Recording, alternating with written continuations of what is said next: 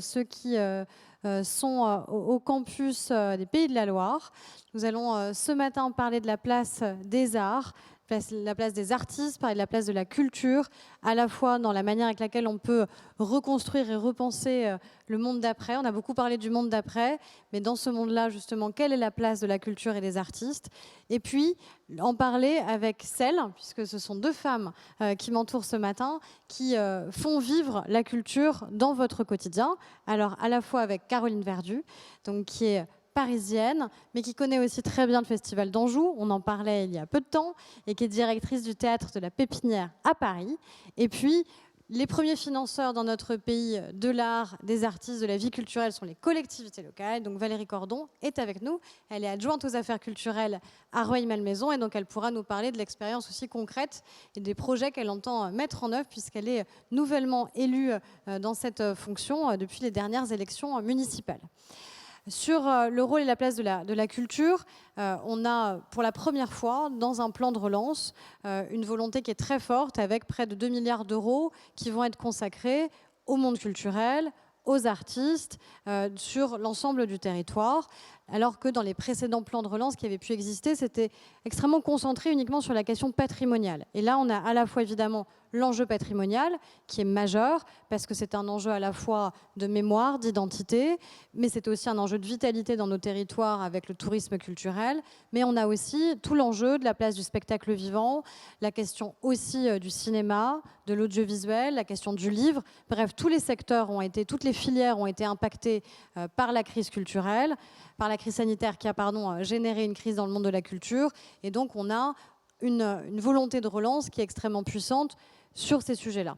Ce qui pose à la fois la question de quelle est la place dans notre quotidien de la vie culturelle et des artistes, comment la culture peut aussi être un levier de relance économique. On en parlait et finalement on n'en parle pas suffisamment, de dire à quel point la culture est pourvoyeuse d'emplois dans notre pays, de croissance.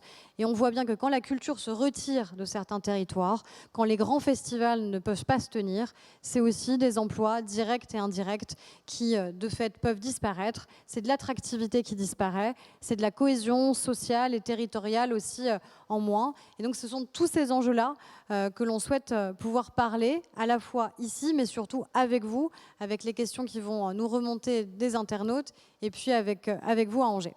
Alors peut-être d'abord laisser la parole à Caroline, parce qu'elle a vécu de plein fouet la crise sanitaire, quand du jour au lendemain les salles de spectacle s'arrêtent, quand la fermeture administrative est prononcée et qu'on ne peut plus jouer.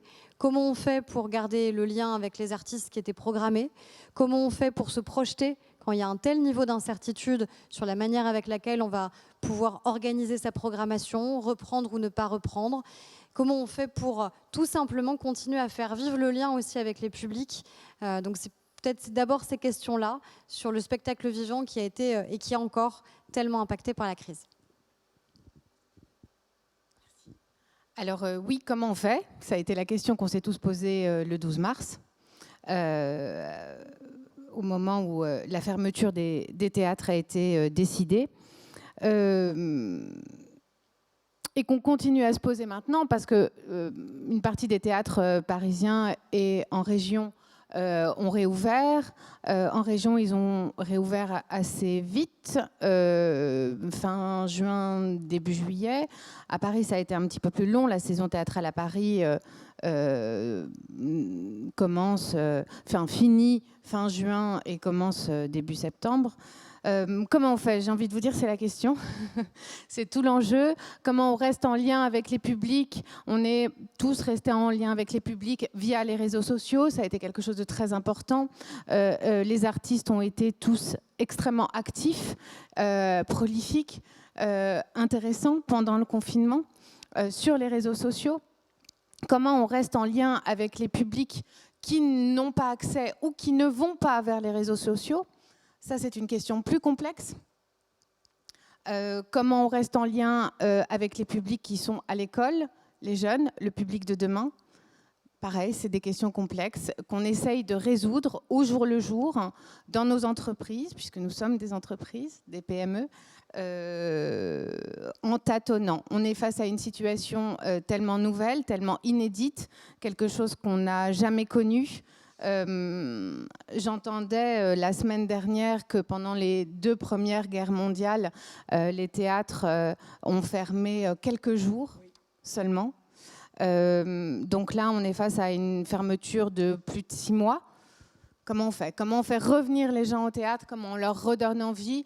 Je pense, en tout cas pour ma part, qu'on travaille à être citoyen, à réouvrir nos lieux, à faire redémarrer l'économie, parce que la culture, c'est aussi une économie importante.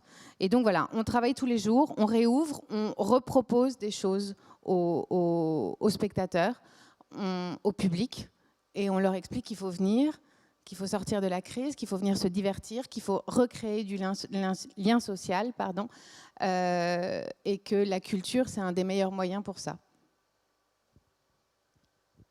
Merci Caroline. Pardon, je vais retirer mon masque uniquement quand je m'exprime, évidemment, rassurez-vous. Et puis, donc, la capacité à faire revenir, donc à retrouver et à redonner confiance au public pour revenir dans les salles de spectacle, revenir dans les salles de cinéma, revenir dans nos musées. Il y a évidemment cette confiance qu'il va falloir regagner, cette programmation qu'il va falloir aussi retravailler parce que tout a été mis sous cloche, mis à l'arrêt avec des difficultés économiques et financières. Et donc, il y a aussi la question de la place des collectivités pour accompagner tout de suite cette crise. C'est-à-dire, il y a eu cette inquiétude parce que les collectivités elles-mêmes ont connu des difficultés financières liées à la crise, elle les a impactées. Donc, est-ce que les budgets des collectivités locales, dont on sait qu'ils sont majeurs, puisque vous êtes les premiers financeurs de la culture dans notre pays, eh bien, est-ce que ces budgets vont être maintenus? Donc, chez vous, à Rueil, comment les choses s'organisent? Est-ce qu'il y a une complémentarité qui existe avec d'autres collectivités? Et puis avec toute cette constellation qui existe, à la fois d'opérateurs, des opérateurs publics nationaux, des opérateurs publics municipaux, des opérateurs privés, comment on fait pour peut-être plus et mieux travailler ensemble et comment les collectivités peuvent être aussi au cœur de cette relance culturelle?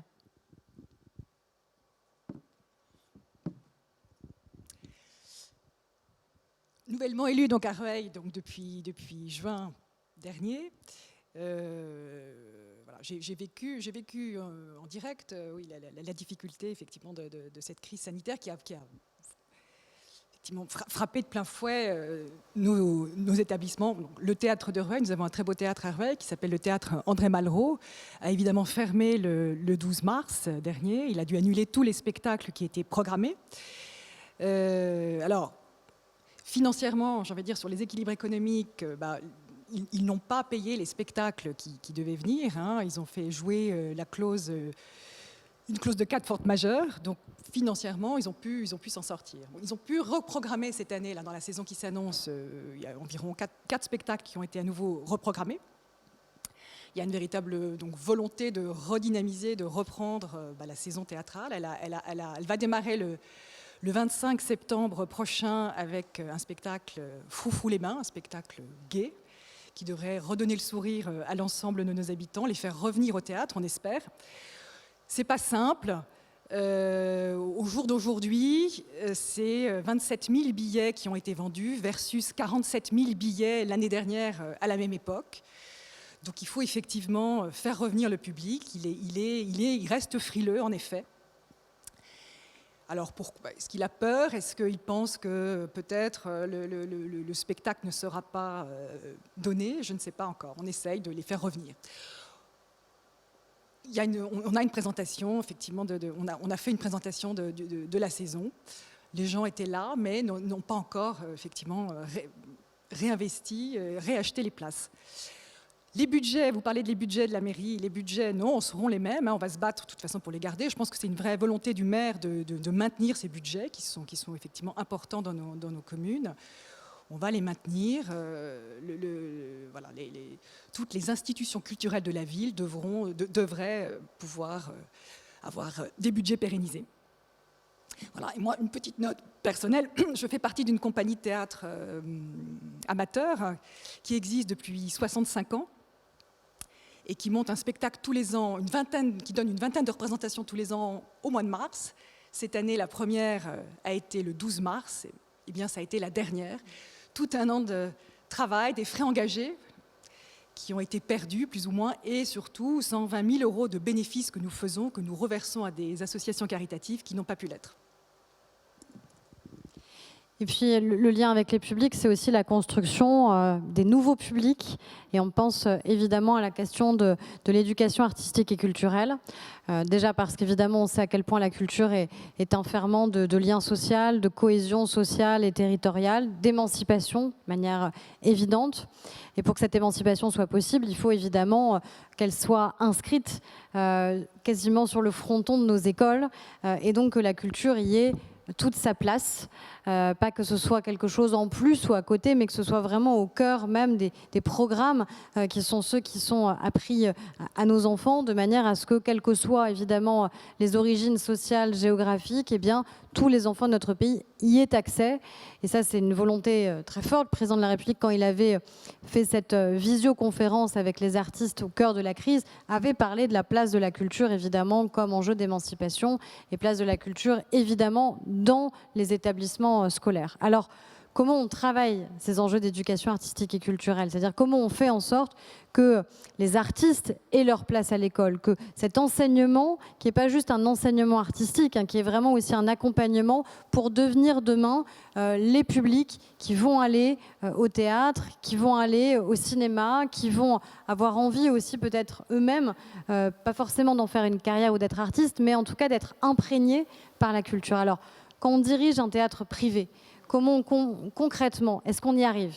Est-ce qu'on arrive? On peut tous dire ce matin. Donc, est-ce qu'on y arrive? Est-ce qu'on arrive à travailler avec l'éducation nationale? Est-ce que c'est par la volonté de rencontres qu'on fait avec des enseignants qui sont peut-être plus investis sur le sujet, avec des élus qui sont plus investis? Concrètement, comment ce lien s'établit et qu'est-ce qu'on peut améliorer pour se dire que ça ne doit pas dépendre juste du hasard, de la rencontre avec l'enseignant, avec l'élu, mais que ça doit être partout sur le territoire? Alors là, c'est un sujet assez brûlant. On peut dire qu'il y a beaucoup de choses qui marchent bien dans la culture. On est un pays cultureux, on pourrait dire. Pardon ? Le terme n'est pas le bon. Non, mais on est un pays dans lequel l'accès à la culture est assez simple et par rapport à d'autres pays, notamment au niveau du prix de la culture en France. Aller dans un musée, visiter une église dans un village, aller au théâtre, dans les théâtres publics, même dans le théâtre privé, aller au cinéma, avoir accès au patrimoine. On est un pays de patrimoine et de culture. L'éducation, la culture, dans l'éducation, ça, c'est vraiment la chose qui pêche. Effectivement, à l'école, la culture est très peu présente et dépend essentiellement des professeurs qui ont un attachement à la culture, qui, dans leur vie personnelle, aiment ça et donc amènent leurs élèves à la culture. Et ça, à mon sens, c'est un vrai souci. J'ai eu, il y a quelques années, un stagiaire en compta. Il avait 20 ans ou 21 ans. Il cherchait un stage de compta. Il vient toquer à notre porte parce qu'on cherchait un stagiaire de compta à la Pépinière. Il vient, je fais le rendez-vous avec lui, je fais l'entretien. Et puis, à un moment, je lui dis, mais vous savez que vous êtes dans un théâtre alors oui, très bien, il n'était jamais vraiment venu dans un théâtre. Je lui fais visiter la salle et je lui dis, est-ce que vous êtes déjà allé au théâtre? Il avait 21 ans, il vivait en banlieue parisienne, il n'avait jamais été au théâtre. L'école ne l'avait jamais amené au théâtre. Ça, c'est un vrai problème. Dans le théâtre privé à Paris, dans le théâtre public également à Paris, à l'Odéon, la Colline, le Rond-Point, on a la chance d'être assez fréquenté par les professeurs de français, d'histoire, de théâtre, des lycées ou des collèges parisiens. Mais encore trop peu. Encore trop peu. Et c'est dommage parce que quand on a 12 ans, 13 ans, 14 ans, 15 ans, 8 ans, et qu'on sort très différent d'un spectacle. On sort ému, ou on a rigolé, ou on a détesté. Quel que soit l'état dans lequel on sort, ça change quelque chose à l'intérieur de chacun de nous, qu'on soit petit ou grand. Et ça crée du lien social, ça crée de la discussion, ça ouvre sur le monde, ça fait penser, ça fait imaginer des choses très différentes du quotidien dans lequel on est. Et je pense que là-dessus, sur la culture et l'éducation nationale ne travaillent pas assez main dans la main pour pouvoir faire de nous des adultes qui vont vers la culture de façon naturelle. Quand on est un enfant et qu'on a la chance d'avoir accès à des livres, à des pièces de théâtre parce que nos parents nous y amènent, à des musées, on continue à le faire adulte parce que ça devient nécessaire à notre vie, à notre équilibre, à notre santé mentale, j'ai envie de vous dire. Ça devient quelque chose qui fait partie de notre quotidien. Quand on n'a pas la chance de naître dans une famille qui nous amène tout ça, il se peut qu'on n'y ait jamais accès, qu'on y ait accès mais qu'on n'y aille jamais. Il se peut qu'on ne tente jamais à ouvrir l'esprit, à voyager en restant en France, en restant dans sa ville, et c'est dommageable. C'est extrêmement dommageable pour l'avenir de nos jeunes, pour l'avenir de la pensée, pour l'avenir de l'évolution intellectuelle de la société. C'est un très beau plaidoyer. Oui. Et du coup, au-delà du plaidoyer, de la nécessité qu'on partage, comment concrètement une mairie peut au quotidien faire en sorte, alors c'est pas la mairie évidemment qui a la main sur la programmation scolaire, on est bien d'accord, mais elle a des leviers, des résidences d'artistes. Alors concrètement, comment on peut faire ? Tout d'abord, pour développer les pratiques artistiques, culturelles, développer le goût à la lecture, décrypter le monde, on a des outils, nous, formidables à l'échelle de la commune. On a ce qu'on appelle les réseaux de lecture, que sont les médiathèques, les bibliothèques. On a, comme à Rueil, un conservatoire de rayonnement régional. On a une maison de l'art et de l'image. Et puis surtout, on a un formidable tissu associatif, très dynamique, avec lequel la commune fait des partenariats. Voilà, ils sont au cœur des dispositifs communaux. Elles sont au cœur de ces dispositifs communaux, ces associations. Voilà. Et alors, j'ai envie de dire, pour la commune, un des enjeux aussi, c'est de faire venir la culture dans les quartiers. Et c'est pour cela aussi que les communes développent ce qu'on appelle les centres socio-culturels, qui sont des établissements un peu spécifiques, qui proposent effectivement des enseignements adaptés. Alors j'ai envie de dire, c'est bien parce qu'ils sont essentiels. Nous, à Rueil, on a un maire qui a à cœur, qui investit beaucoup dans ces centres. C'est bien parce que ça fait sortir les jeunes de leur maison, mais en même temps, ça ne les fait pas forcément sortir de leur quartier. Donc ça, je pense que là, il y a un véritable enjeu, faire sortir les jeunes de leur quartier. Alors, on ne voulait pas parler du Pass Culture, mais je pense qu'on peut peut-être en parler aussi. Ce Pass Culture qui était au programme d'Emmanuel Macron, qu'on essaye de mettre en place, qu'on dit ne pas fonctionner. Moi, je ne suis pas sûre que ça ne fonctionne pas complètement. Il y a un budget qui a quand même bien augmenté. Entre 2018 et 2019, c'est 580% de plus de budget pour le Pass Culture. Donc, il est utilisé, mais je crois qu'il n'est pas forcément utilisé par les personnes ciblées. Alors voilà, là je pense qu'il y a peut-être quelque chose à faire. Est-ce que les jeunes, est-ce qu'il faut attendre que les jeunes viennent le chercher ? Est-ce qu'il ne faut pas qu'on mette en place des dispositifs pour l'amener aux jeunes ? Ça, c'est sans doute quelque chose sur lequel il faut que l'on travaille. Voilà, moi je discutais avec une directrice, la directrice du théâtre cette semaine, qui me relatait un souvenir qu'elle avait. Elle se souvenait d'une classe, d'un quartier qui était venu assister à un spectacle accompagné des parents.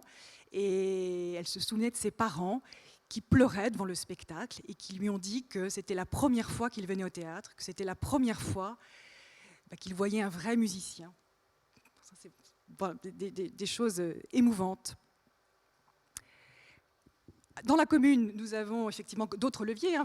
Tu parlais du levier de l'école, Aurore. Oui, alors effectivement, on a ce levier, on a cette possibilité qui a été voulue conjointement par le ministère de la Culture et le ministère de l'Éducation, la possibilité de faire intervenir des professeurs d'art plastique, des professeurs de musique dans les écoles. Et c'est ce que nous faisons à Rueil. Il y a une dizaine d'intervenants dans différentes écoles. Nous avons des compagnies de théâtre en résidence qui interviennent également, elles, dans les lycées avec des financements de région. J'ai en même temps les questions qui arrivent sur Internet. Alors, t'as un internaute, Claude, qui, à mon avis, est un peu taquin, qui me dit est-ce que quand vous parlez de culture à l'école, à quoi vous pensez? Est-ce que c'est les cours de flûte que j'ai eu dans mon enfance? Alors, c'est un peu l'enjeu, c'est-à-dire quand on parle d'éducation artistique et culturelle, c'est pas la même chose que l'enseignement artistique. L'enseignement artistique, c'est en effet les cours qu'on a pu connaître, les cours d'art plastique, les cours de musique qu'on a pu connaître. Ça, c'est bien, c'est de l'enseignement artistique. Mais l'éducation artistique et culturelle, c'est pas ça. C'est la rencontre avec les œuvres, la rencontre avec les artistes, c'est cette complémentarité qui doit exister. Donc c'est les résidences d'artistes, parce que le simple fait qu'un artiste soit présent dans le quotidien d'un enfant et permettre justement par l'approche, par le mouvement, par le geste, par le dessin, par la lecture, enfin quel que soit le type d'art en fait qui est développé, la rencontre avec l'artiste et le fait de cheminer ensemble et d'avoir un parcours culturel ensemble, c'est très différent. Donc vraiment l'éducation artistique et culturelle, quand on en parle, alors sortez-vous de l'idée, voilà, on n'est pas sur juste la question de l'enseignement artistique, on est vraiment sur les enjeux de pratiques culturelles qu'on veut pouvoir transmettre et qui ne peuvent se transmettre que s'il y a le lien avec les artistes et que s'il y a le lien avec les œuvres. Donc c'est vraiment cette rencontre-là qui existe. Mais pour rebondir sur ce que disait Caroline, elle parlait de santé, presque une question de santé, la culture.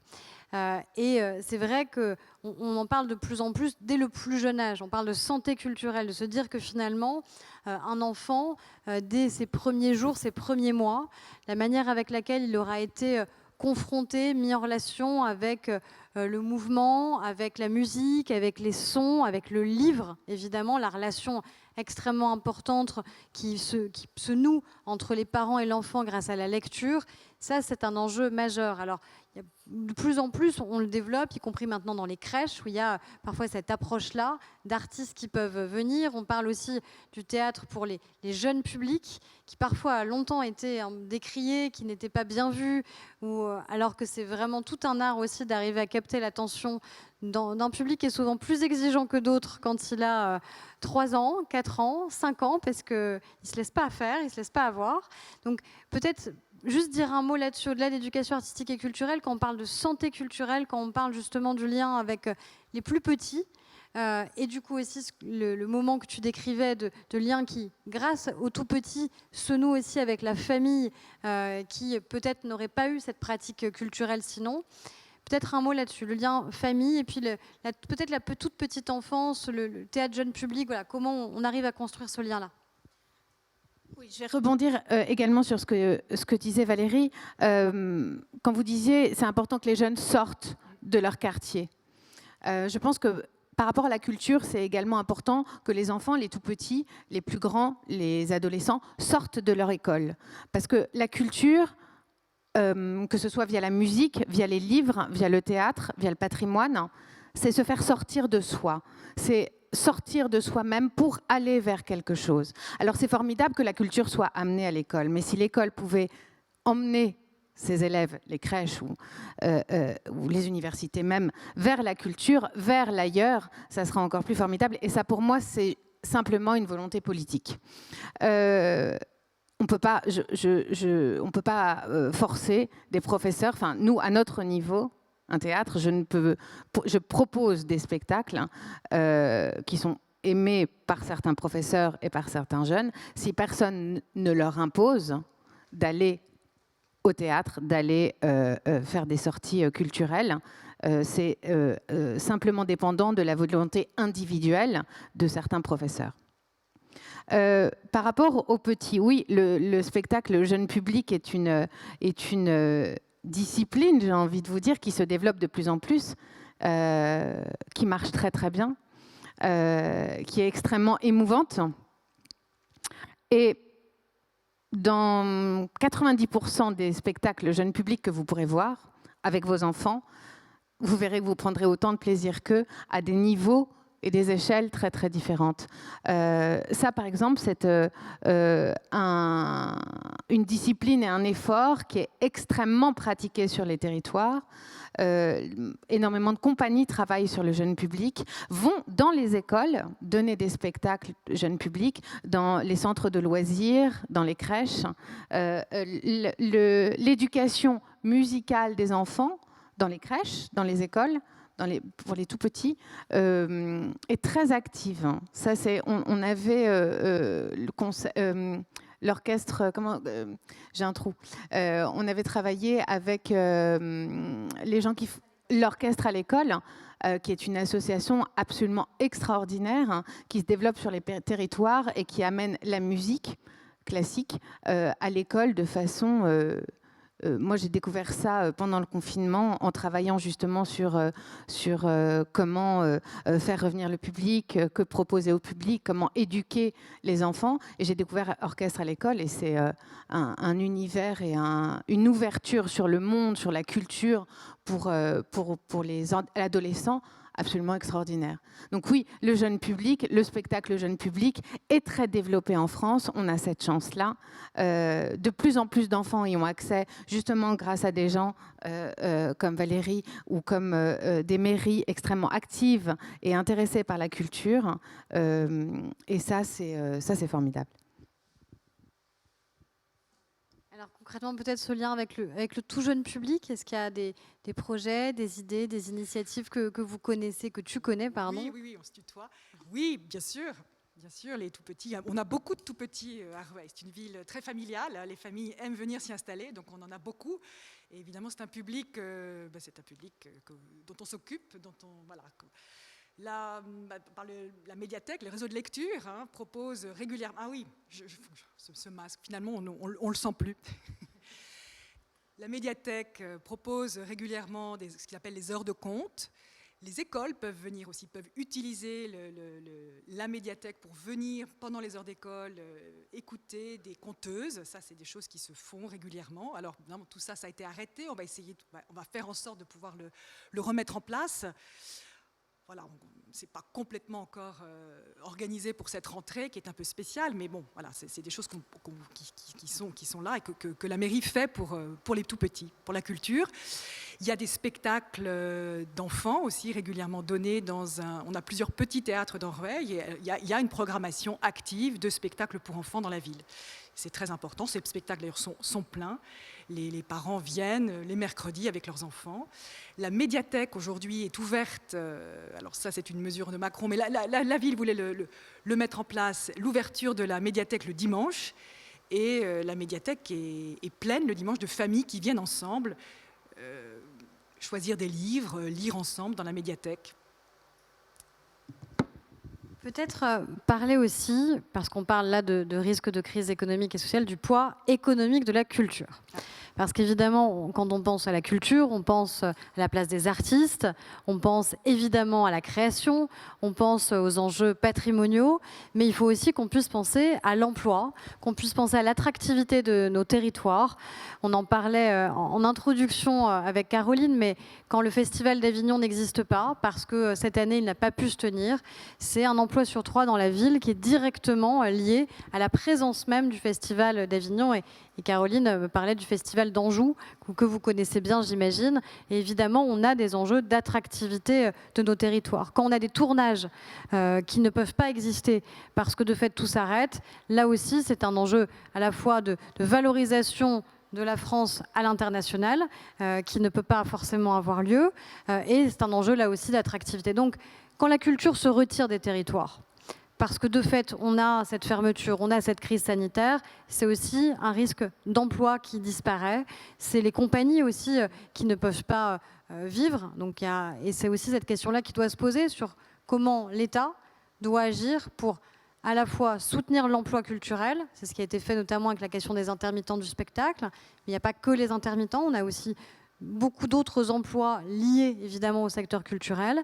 Et puis, c'est la question du lien avec les territoires et la question aussi de comment on accompagne. On est sûr que l'émergence, la création, ça va continuer à vivre, qu'il n'y aura pas que certains qui vont résister à la puissance de la crise, mais que justement la force qu'on a dans ce pays, de ces milliers de compagnies artistiques qui font vivre la culture au quotidien dans les territoires, va rester. Donc le poids économique de la culture, c'est quoi ? Les emplois générés, l'attractivité dans les territoires, il faut en parler des heures, on n'a pas beaucoup de temps malheureusement, mais voilà, comment on arrive aussi à démontrer aux Français que quand on met 2 milliards d'euros dans le plan de relance sur la culture, c'est à la fois un enjeu de cohésion territoriale, un enjeu de lien social, un enjeu d'identité de notre pays, mais c'est aussi un enjeu économique et un enjeu en termes d'emploi. C'est moi qui suis chargée de donner les chiffres. Alors, si toute cette crise, tout ce drame humain, sanitaire, peut avoir un côté positif, il me semble que c'est à l'endroit de la culture, parce que on vit dans nos entreprises et en France un drame et au niveau de la culture, mais pour une fois, on a peut-être l'occasion de montrer que la culture en France, c'est pas juste une histoire de saltimbanque. La culture en France, c'est une histoire d'emploi. Ça représente 2,3% du PIB, c'est-à-dire 7 fois plus que l'automobile. En France, la culture, c'est 80 000 PME. PME, c'est-à-dire qu'on est des entreprises. On emploie des comptables, on emploie des informaticiens, on emploie des techniciens, on est des chefs d'entreprise. La culture en France, c'est une source économique extrêmement importante. C'est 700 000 emplois directs. Je ne connais pas le chiffre des emplois indirects.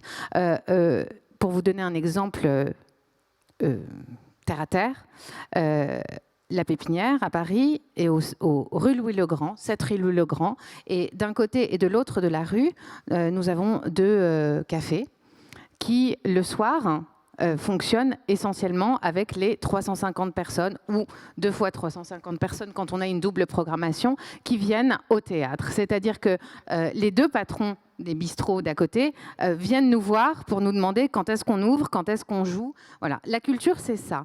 C'est 2,5% de la population active. C'est capital. Donc oui, l'enjeu économique est très important. Quand on arrête la culture, quand on arrête l'économie au global et donc la culture aussi, c'est une perte d'emploi. Alors, tu parlais du rôle de l'État. Le rôle de l'État est capital dans cette relance économique, exactement comme dans tous les autres secteurs de l'économie. Et cette fois-ci, on ne peut pas dire que l'État est défaillant. C'est la réalité. L'État a pris ses responsabilités dans la culture, a un plan de relance important. Maintenant, il va falloir qu'on comprenne, les arbitrages sont en train de se faire, il va falloir qu'on comprenne et qu'on sache exactement les fléchages et surtout quand. Pour nous, c'est très important quand. Il y a là énormément d'entreprises qui sont en danger. On ne peut pas attendre 6 mois, 1 an avant d'être aidé. Il y a en ce moment, à l'heure où je vous parle, à la fin du mois, des entreprises en danger réel de cessation de paiement.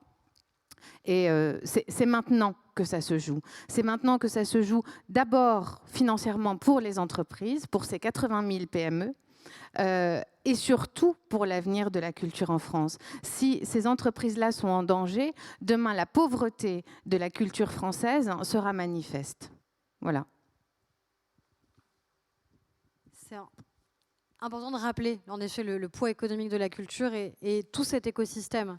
Ces 80 000 PME qui font le cœur de la vie culturelle aussi de notre pays, plus évidemment après tous les acteurs qui sont les acteurs, les opérateurs culturels à la fois de l'État, des collectivités. Et c'est aussi la force de la diversité de cet écosystème dans notre pays qui est assez exceptionnel et qu'on oublie peut-être parfois un peu. Et peut-être qu'en effet, en tout cas moi c'est mon espoir, que cette crise sera une opportunité de démontrer ce qui se passe quand la culture est en retrait dans les territoires, ce qui se passe quand à un moment l'emploi culturel est à l'arrêt, comment concrètement cela se manifeste et je crois que ça a été malheureusement très visible. On sait l'attachement des Français à leurs festivals notamment et on sait à quel point le retrait des festivals est un enjeu à la fois sur l'émergence, la création, mais c'est aussi un enjeu dans les territoires. Alors concrètement, les collectivités, quel est le rôle que les collectivités peuvent jouer peut-être d'accompagnement, c'est-à-dire comment, alors l'État a joué son rôle, on a l'activité partielle, on a eu le soutien sur les intermittents, le fonds de solidarité, on a déployé tout ça, il va falloir probablement à la fois continuer ces dispositifs, ils le sont pérennisés jusqu'à la fin de l'année, puisque de fait le secteur culturel continue à être touché de plein fouet, on ne peut pas avoir les mêmes types de jauges, on a plus de contraintes, on a plus de frais, on a plus de difficultés aussi évidemment. Mais alors, les collectivités, comment concrètement pouvaient être aussi peut-être un peu un pivot entre les lieux subventionnés, les lieux privés qui existent? Comment concrètement, par exemple, dans un théâtre qui est un théâtre municipal, on attire des programmations comme celle que Caroline peut proposer? Concrètement, comment ça s'organise la vie d'une municipalité avec les acteurs du monde culturel, qu'ils soient publics ou privés? Alors je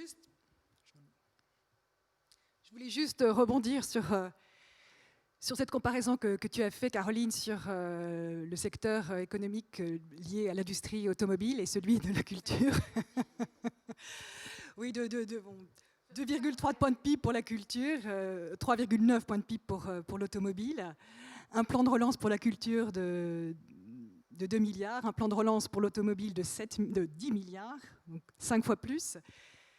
On a effectivement 1 million d'emplois dans le secteur automobile, 700 000 emplois dans le secteur de la culture. Voilà, donc ce différentiel-là. Et je pose cette question, aura-t-on encore besoin de voitures, autant de voitures individuelles dans 10 ans, à l'heure où les mobilités changent, évoluent, alors que dans 10 ans, bien évidemment, on aura besoin encore de culture, plus que jamais.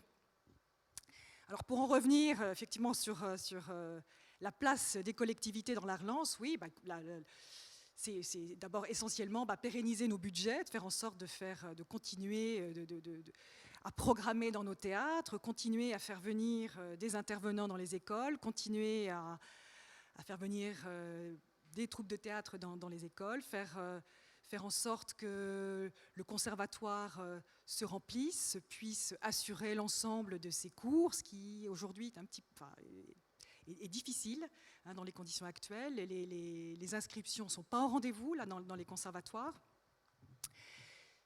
J'ai envie de dire, continuer à ce que la vie de la cité tourne autour de la culture, continue à faire venir la culture, qui est essentielle, continue à faire venir des artistes dans la ville, à mettre en contact des artistes avec la population. Ça, je pense que c'est absolument capital, parce que l'artiste, c'est celui qui est capable de penser, de repenser le monde. Il a cette capacité sensible à le faire. C'est celui, je pense, qui illumine la conscience collective. Je veux juste rajouter une petite chose qui semble évidente, mais dont on ne parle jamais, c'est que dans la culture, il n'y a pas d'emploi délocalisé. Quand on met de l'argent dans la culture, c'est des emplois qui restent en France, c'est de l'argent qui est dépensé en France, les salaires de la culture sont payés en France, puis sont dépensés en France. C'est un secteur dans lequel il n'y a absolument aucune forme de délocalisation possible. Quand on construit un spectacle, les décors sont construits en France. Les costumes sont fabriqués en France. Les comédiens sont sur des plateaux français. Alors, ça n'exclut pas d'aller faire des tournées à l'étranger, mais c'est au profit d'entreprises françaises qui restent sur le territoire. On est un secteur qui ne délocalise pas et qui est extrêmement citoyen et qui fait tourner les choses en France. Voilà. C'est important. Et je voudrais rajouter que c'est un secteur pourvoyeur d'emplois jeunes non qualifiés. Alors, il y avait une question un peu plus précise à Angers sur la manière avec laquelle le plan de relance, les 2 milliards, seront alloués. Alors vous avez tous les détails qui existent, puisque vous avez à la fois presque 600 millions, pardon. Bien aimé, oui, c'est 600 millions, c'est bien. Dans les 2 milliards, 600 millions qui sont vraiment dédiés sur les enjeux patrimoniaux. On sait qu'on a du patrimoine en péril dans notre pays. On sait aussi l'attachement des Français à leur patrimoine. Le succès, par exemple, du loto du patrimoine en est une démonstration assez vivante, la manière avec laquelle on est prêt aussi assez concrètement à s'investir. Donc il y a 600 millions d'euros vraiment sur la question du patrimoine, de la restauration du patrimoine et des enjeux liés aussi au tourisme culturel que ça peut représenter. On a 400 millions plutôt sur la création et la diffusion artistique, 220 millions pour le spectacle vivant privé. On a aussi le renforcement dans le plan de... Si, c'est écrit noir sur blanc. Pour le spectacle vivant privé. Il y a eu un fonds d'urgence de 10 millions d'euros pendant la crise. On sait que c'est pas suffisant sur la STP. C'est pas suffisant. Mais voilà. Donc c'est en cours, mais en tout cas dans les grandes masses, c'est vrai que dans le plan de relance, sur la partie culture, on a les enjeux patrimoniaux, on a les enjeux du spectacle vivant, privé, public, on a les enjeux du cinéma et de l'audiovisuel, on a la question de la presse. Parce que la question du livre, la presse a été impactée. La presse, c'est des pertes de recettes publicitaires pendant la période du confinement de 90% de pertes de recettes publicitaires. C'est-à-dire que du jour au lendemain, la vie économique de nos journaux s'arrête. C'est-à-dire qu'ils n'ont jamais été autant lus, consultés, regardés, écoutés, mais ils n'ont jamais aussi peu pu avoir de recettes économiques liées à la publicité. Et de fait, évidemment, tout le monde n'a pas la possibilité de s'abonner. On le sait bien, on a voté, je ne sais pas si vous le savez, mais je vous le dis, on a voté ce qu'on a un crédit d'impôt abonnement qui permet justement aux Français d'avoir une facilité pour s'abonner et pour prendre l'habitude de s'abonner à des journaux. On a renforcé aussi, on en sait quelque chose toutes les deux, moi en tant que parlementaire je l'ai porté et Caroline, c'était un combat de longue date, un crédit d'impôt qui existait sur le spectacle vivant qui a été élargi au théâtre, parce que le théâtre ne bénéficiait pas de crédit d'impôt. C'était la seule partie en fait du monde culturel quasiment, en tout cas dans la partie spectacle vivant, qui ne pouvait pas avoir le bénéfice d'un crédit d'impôt, ce qui permet quand même de soutenir évidemment les investissements. Et nous, on s'est dit qu'il fallait qu'on positionne la culture non seulement comme un secteur qui avait besoin d'une aide immédiate, directe, mais aussi justement par rapport à tout ce que Valérie et Caroline vous ont dit sur la force et le poids économique de la culture, positionner la culture comme l'un des leviers qui permet la relance. Donc c'est pas juste un secteur subventionné, la culture, c'est pas juste un monde de saltimbanque. Il faut sortir de ces caricatures-là. C'est aussi un levier extraordinairement puissant d'attractivité, d'emploi et qui favorise la relance. Alors il y a une question plus personnelle du coup que je vais vous retransmettre qui est arrivée d'Angers aussi, qui est: quel a été le premier acte de culture que vous avez fait à la sortie du confinement ? Alors, est-ce que ça a été... Alors bon, Caroline, elle est au contact en permanence du monde culturel, même pendant le confinement, et je pense que même pendant le confinement, on a continué parce que on a vu aussi tous les artistes qui se sont relayés sur les réseaux sociaux, partout où ils le pouvaient en fait, pour continuer à faire vivre la culture. Mais alors, est-ce que c'est une salle de spectacle? Est-ce que c'est une salle de cinéma? Est-ce que... Voilà, concrète-le. Moi, le premier acte de culture, ça a déjà été de réouvrir mon propre théâtre, le Théâtre de la Pépinière. Et puis, je suis allée voir des spectacles très vite. Très, très vite. J'ai jamais arrêté d'acheter des livres. Ça, c'était une des choses qui était chouette pendant le confinement, si je peux dire ça ainsi. Qu'est-ce que j'ai fait juste au sortir du confinement? J'ai voulu aller voir une exposition, ça a été un petit peu compliqué. Je suis allée en région, j'ai été revisiter des châteaux, revisiter des églises, des musées.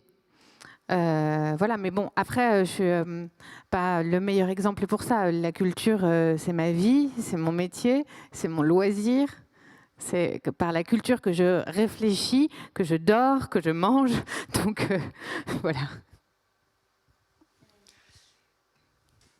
Moi, j'ai beaucoup lu, effectivement, ça a été une magnifique opportunité d'avoir ces 2 mois confinés.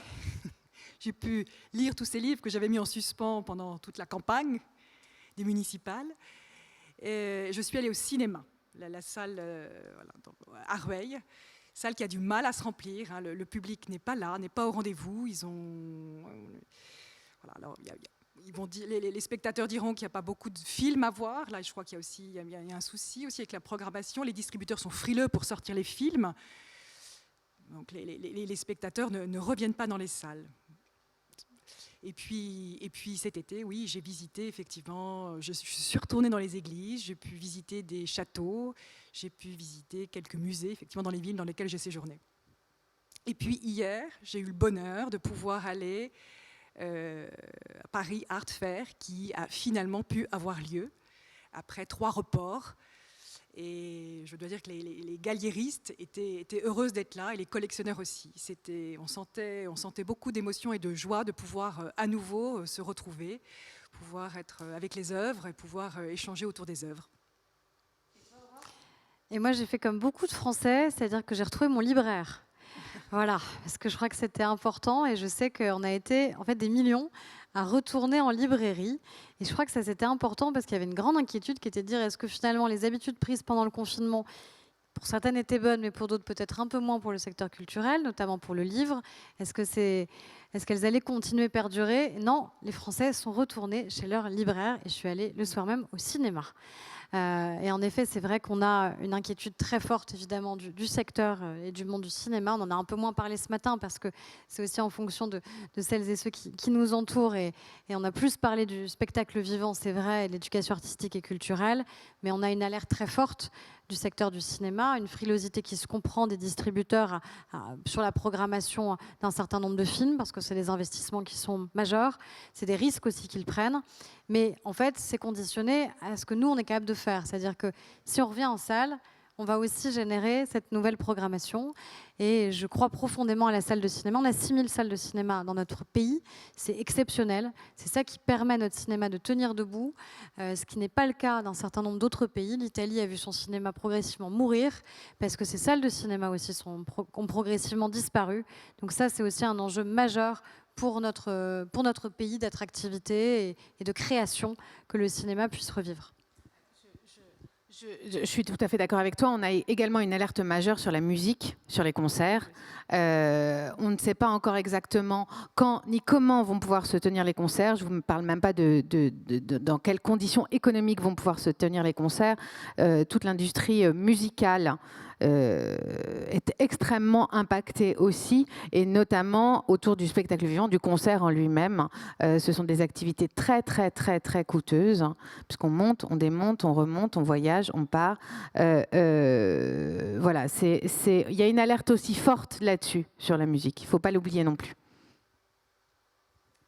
Alors on arrive au bout de notre table ronde, mais peut-être un mot de conclusion sur la place de la culture et des artistes. S'il y avait un message à faire passer sur ce que vous pouvez faire, parce que vous, en tant que collectivité locale, en tant que directrice de théâtre, voilà, quel serait à la fois ce que vous êtes en capacité de faire aujourd'hui, et puis l'appel que vous pourriez lancer pour soutenir la place, le rôle de la culture dans les territoires, dans notre vie au quotidien, et la place des artistes et de la création. Allez, Valérie. On a un plan de relance qui est là, mais l'enjeu de ce plan de relance, c'est de refaire revenir le plus de monde possible vers la culture, c'est de multiplier les portes d'entrée, les canaux d'entrée, c'est de faire de l'innovation culturelle. Alors je crois qu'en cela, le label culturel qu'a mis en place Roselyne Bachelot, qui va attribuer un prix d'innovation culturelle aux communes de moins de 200 000 habitants tous les 2 ans, je pense, va dans ce sens. Donc voilà.